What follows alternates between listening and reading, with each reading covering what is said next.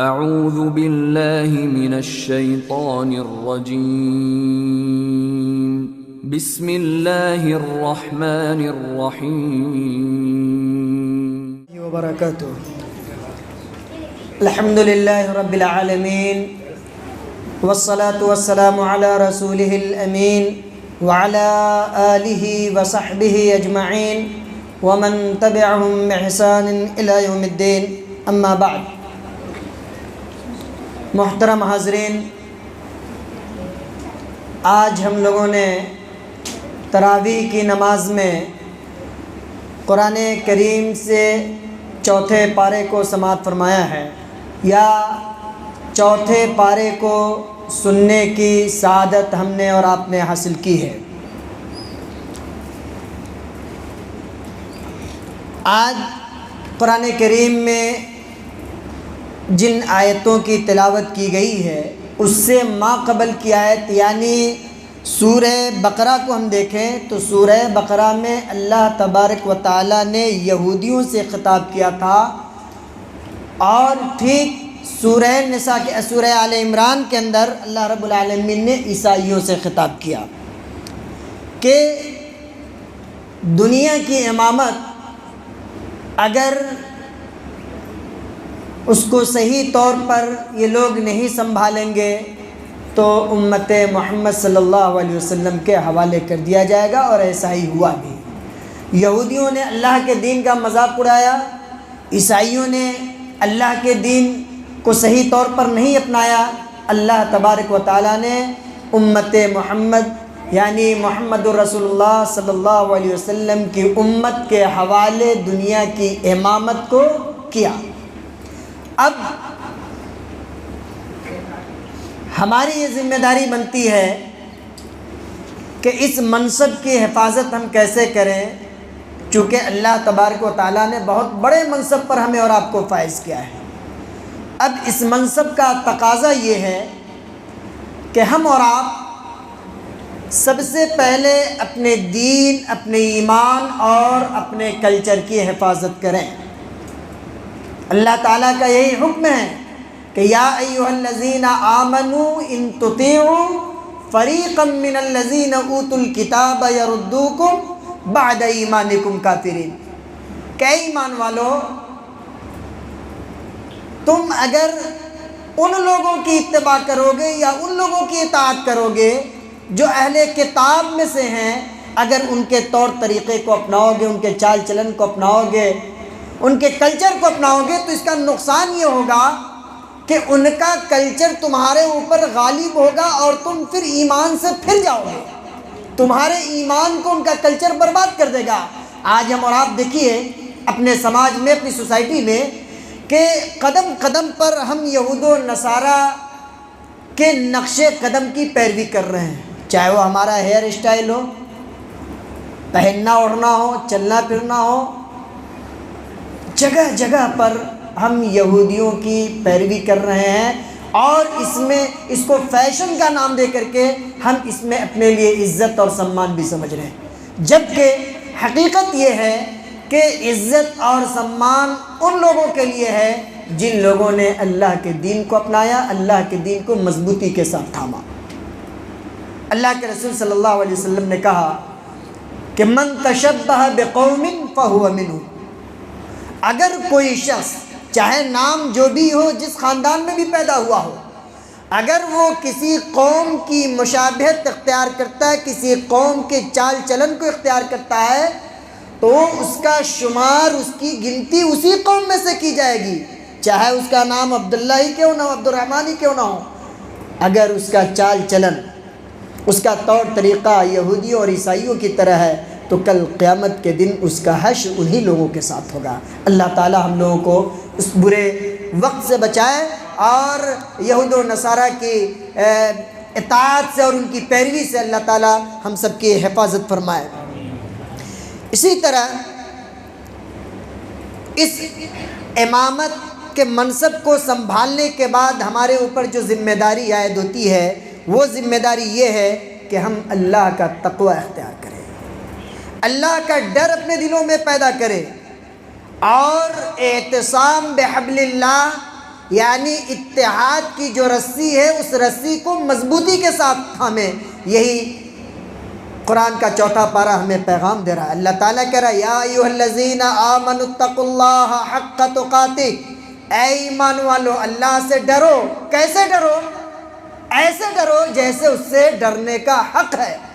وَلَا تَمُوتُنَّ إِلَّا وَأَنْتُمْ مُسْلِمُونَ، اور سنو تمہاری جب موت ہو تو ایسی حالت میں ہو کہ اس وقت تم مسلمان رہو، اس وقت غیر مسلم اور کفار و مشرکین کے کلچر پر اور ان کے دین پر تمہاری موت نہ ہو. اللہ تعالی ہم سب کو موت کے وقت کلمہ طیبہ نصیب فرمائے. تو اللہ تبارک و تعالیٰ نے ہمیں یہ وصیت کی ہے کہ ہم اللہ کا تقوی اختیار کریں اور اعتصام بحبل اللہ یعنی قرآن و سنت جو بنیاد ہے اتحاد کی، اس قرآن و سنت کو ہم مضبوطی کے ساتھ تھامیں. اللہ تعالیٰ نے کہا وَاعْتَصِمُوا بِحَبْلِ اللَّهِ جَمِيعًا وَلَا تَفَرَّقُوا، آپس میں، فرقوں میں، گروہوں میں، خاندانوں میں نہ بٹو. وَلَا تَكُونُوا كَالَّذِينَ تَفَرَّقُوا مِن بَعْدِ مَا جَاءَهُمُ الْبَيِّنَاتُ، واضح احکام کے آ جانے کے بعد، واضح دلائل کے آ جانے کے بعد تم مختلف فرقوں میں، گروہوں میں نہ بٹو. یہ تو یہود و نصارہ کا کام تھا. ہم مسلمان کلمہ توحید اور عقید توحید کی بنیاد پر ایک ہیں، اس لیے کہ ہمارا دین ایک ہے، ہمارا نبی ایک، ہماری شریعت ایک. اور جب تک کلمہ توحید کو اور عقید توحید کو ہم اپنائیں گے اس وقت تک ہم ایک پلیٹ فارم پر اور ایک جماعت کی حیثیت سے زندہ نہیں رہ سکتے. اللہ تعالیٰ نے کہا کہ یا اہل الکتاب، یا اہل الکتاب تعالوا الی کلمۃ سواء بیننا وبینکم الا نعبد الا اللہ. ہر جگہ جہاں بھی قرآن کو پڑھیے، عقیدہ توحید کو جب تک ہم سامنے نہیں لائیں گے اور جب تک اس پہ مضبوطی کے ساتھ عامل نہیں ہوں گے اس وقت تک اتحاد ناممکن ہے. چاہے دنیا کا کوئی بھی فلسفہ پیش کر لیجئے اتحاد ناممکن ہے. اسی طرح سے اللہ تعالیٰ نے ہمیں اس بات کا حکم دیا ہے کہ ہم میں سے ہر شخص اپنی استطاعت، اپنی طاقت، اپنی قوت اور اپنے علم کے مطابق دین کی دعوت دین کا کام کرے. اور دعوت دین کا کام کرنے والے لوگوں کے بارے میں جانتے ہیں اللہ تبارک و تعالیٰ نے کیا کہا؟ کنتم خیر امت اخرجت للناس تأمرون بالمعروف وتنہون عن المنکر وتؤمنون باللہ، کہ دنیا کی سب سے بہترین امت، سب سے بہترین قوم کون ہے؟ جو لوگوں کو بھلائیوں کا حکم دیتی ہے اور برائیوں سے روکتی ہے. اور یہ شرط بحیثیت امت محمد رسول اللہ صلی اللہ علیہ وسلم کے ہمیں اور آپ کو حاصل ہے. ہم دنیا کی بہترین قوم اس وقت ہوں گے جب اس دعوت دین کے اس فریضے کو انجام دیں گے. اور دعوت دین کے اس فریضے کو انجام ہم نہیں دیں گے، ہم اللہ کی نظر میں بہترین قوم نہیں بلکہ دنیا کی سب سے رذیل ترین قوم اور سب سے بدترین قوم شمار کیے جائیں گے. دعوت کے بعد میں ہمیشہ اس بات کو پیش نظر رکھنی چاہیے. یہ کوئی ضروری نہیں ہے کہ بہت بڑے عالم ہوں گے اور بہت بڑا اسٹیج ہوگا تبھی دعوت کا کام ہوگا. نہیں، دعوت کا کام ہر سطح پر ہونا چاہیے. آپ شوہر ہیں، آپ کی بیوی نماز نہیں پڑھتی، آپ نے کتنی دفعہ اس کو نماز کے لیے کہا؟ آپ نے اپنے فریضے کی ادائیگی کہاں ادا کی؟ آپ باپ ہیں، خود مسجد میں آ رہے ہیں، بیٹا آپ کا بے نمازی ہے، چرس اور گانجا کھا کر کے وہ سڑکوں پر گھوم رہا ہے، آپ نے اپنے دعوت کی ذمہ داری کہاں ادا کی؟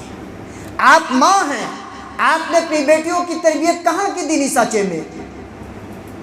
یہ بھی دعوت دین کا حصہ ہے. اور اس کام کی انجام دہی جب تک ہم نہیں کریں گے اس وقت تک اللہ کی بارگاہ میں ہم دنیا کی بہترین قوم نہیں ہوں گے. اور اسی امر بالمعروف اور نہی عن المنکر کی بنیاد پر اللہ کے نبی صلی اللہ علیہ وسلم نے کہا، کیا کہا؟ انکم تتمون 70 امتا، کہ تم وہ امت ہو جس امت کو 70 امتوں کے وزن کے برابر جو نہیں درجہ دیا گیا ہے. اللہ اکبر، یہ کتنا بڑا فضل ہے ہمارے اور آپ کے لیے. اور کہا اللہ کے نبی صلی اللہ علیہ وسلم انتم خیرھا واکرمھا للہ، کہ اللہ تعالیٰ کے نزدیک سب سے بہترین اور سب سے بابرکت اور سب سے معزز تم ہو.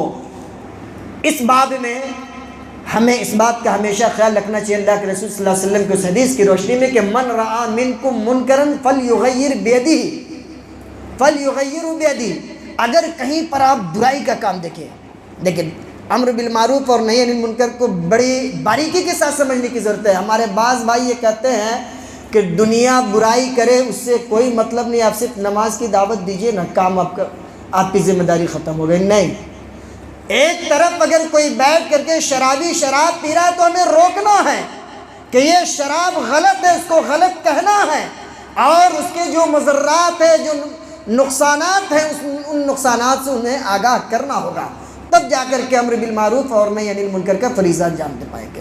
تو اللہ کے نبی نے کہا کہ من رعا منکم منکرن، تم میں سے کوئی شخص کہیں بھی کوئی برائی ہوتا ہوا، منکر کام کو ہوتا ہوا دیکھے تو فلیغیر بیدہ، تو چاہیے کہ پہلے اسے اپنے ہاتھ سے روکے۔ ہاتھ سے روکنے کا کیا مطلب؟ شرابی شراب پی رہا ہے، اگر آپ کے اندر اتنی طاقت ہے کہ اس کے برتن کو اٹھا کر کے توڑ دیجئے، شراب پھینک دیجئے، کوئی گانا سن رہا ہے ہیڈ فون چھین لیجئے، اگر اس طرح کی طاقت آپ کے اندر ہے تب تو پھر آپ اپنے ہاتھ سے اس کو روکیے۔ اگر اس کی طاقت آپ کے اندر نہیں ہے فَإِن لَمْ يَسْتَطِعْ فَبِاللِّسَانِهِ، آپ زبان سے اس کو خیر کی دعوت دیجئے، حق کی دعوت دیجئے، اور اس کے نقصان سے اس کو روبرو کرائیے۔ اگر اس کی بھی آپ کے اندر طاقت نہیں ہے وَمَن لَمْ يَسْتَطِعْ فَبِقَلْبِهِ، تو آپ اپنے دل میں اس کو برا جانیے، وَذَلِكَ ضَعْفُ الْإِيمَانِ، اور یہ ایمان کا سب سے کمزور ترین درجہ ہے۔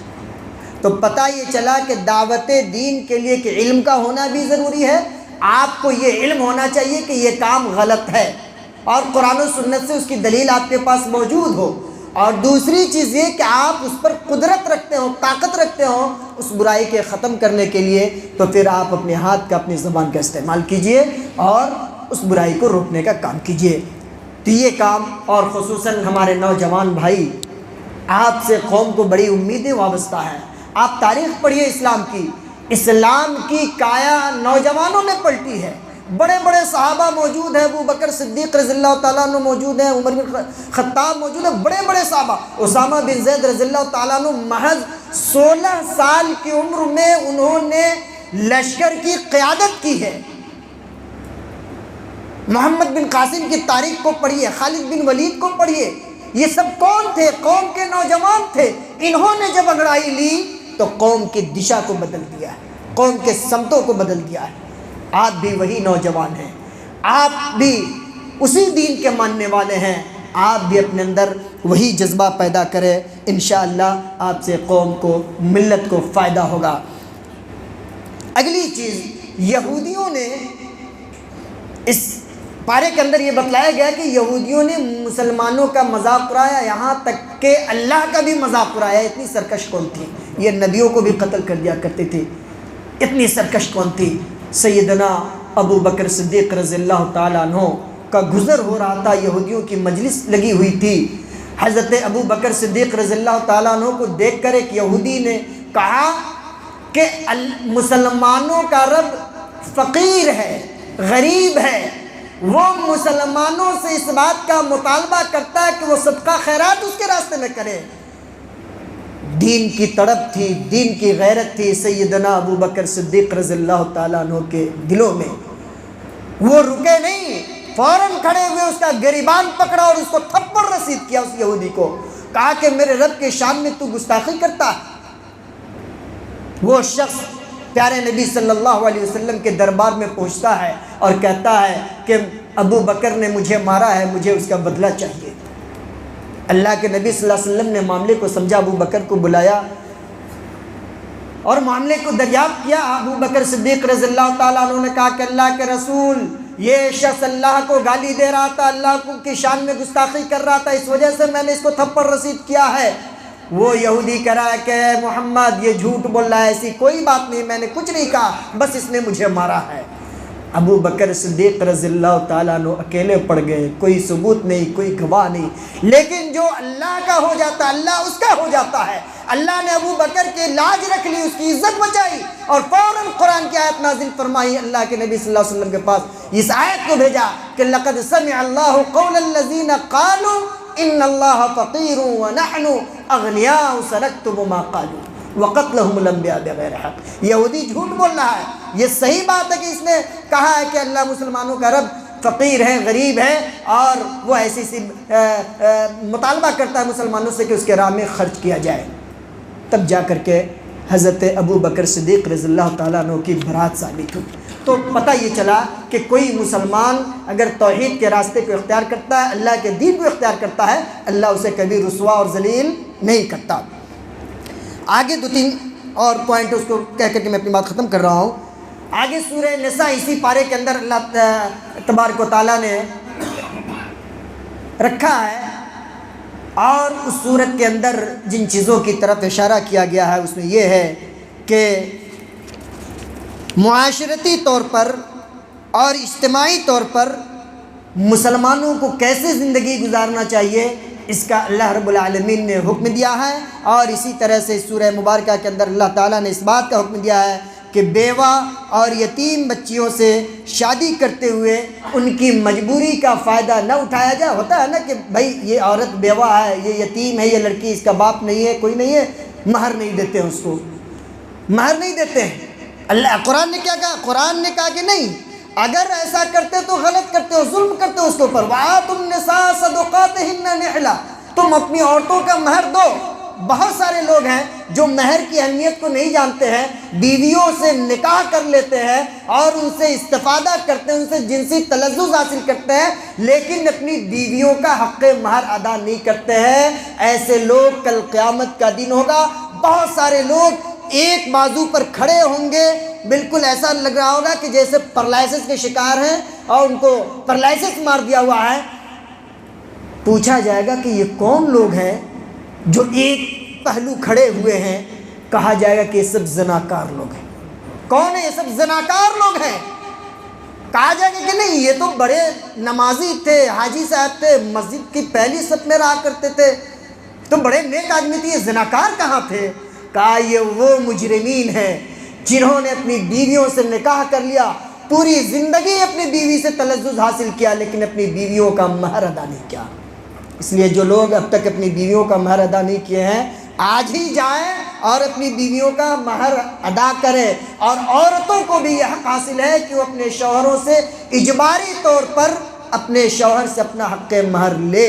بہت سارے لوگ بہانہ بناتے ہیں، کسی طرح کا بہانہ کریٹ کر دیتے ہیں کہ چلو معاف کر دیا، یہ کر دو، یہ سب کچھ نہیں، یہ سب ہیلے بہانے ہیں۔ اس لیے اپنی بیویوں کا حق ہم اور آپ دیں، اسی میں ہماری اور آپ کی بھلائی۔ اسی طرح سے یتیموں کے بارے میں کہا گیا کہ یتیموں کا مال کھانے سے انسان کو بچنا چاہیے۔ ان الذین یاکلون اموال الیتامی ظلما انما یاکلون فی بطونہم نارا، جو شخص یتیم کا مال کھاتا ہے گویا وہ اپنے پیٹ میں جہنم کے آگ کو بھر رہا ہے۔ اس لیے ہمیں اور آپ کو یتیموں کے مال کو ناجائز طور پر کھانے سے بچنا چاہیے، اور یتیموں کے ساتھ ہمیشہ شفقت کرنا چاہیے۔